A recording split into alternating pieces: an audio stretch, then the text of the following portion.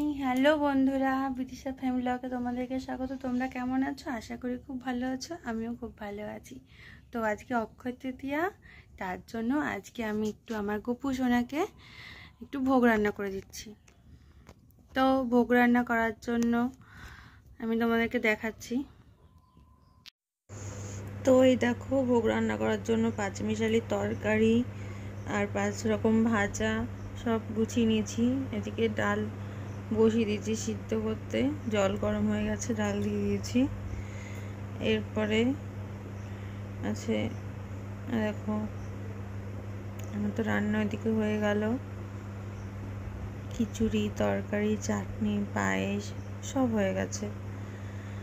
আর 5 রকম ভাজা সব হয়ে গেছে। মাটির থালা নিয়ে এসেছি। মাটির থালাতে আমি গপু সোনার জন্য খিচুড়ি বেড়ে রাখছি, তরকারি তুলে রাখছি মাটির পাত্রতে। এবার পায়েস তুলবো মাটির পাত্রতে।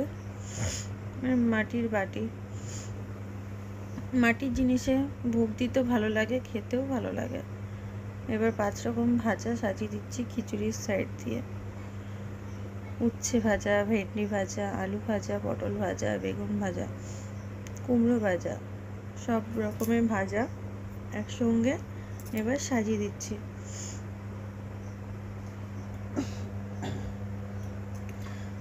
তো আমার এবার সাজানো হয়ে গেছে। এদিকে পায়েস বাটিতে বেড়ে দিয়েছি। এবার থালার খিচুড়ির উপরে লেবু দিয়ে দিলাম। এবার সব বেশ মিষ্টি দিয়ে সাজাচ্ছি।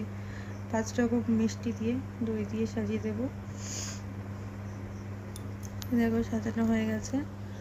গপু সোনাকে কিছু ফল দিয়েছি, আম, নতুন ফল, আম, লিচু, শসা, কলা দিয়ে দিয়েছি। চাটনি বেড়েছি। এবার সব ভোগের বাটাতে তুলসী পাতা দিয়ে দিচ্ছি।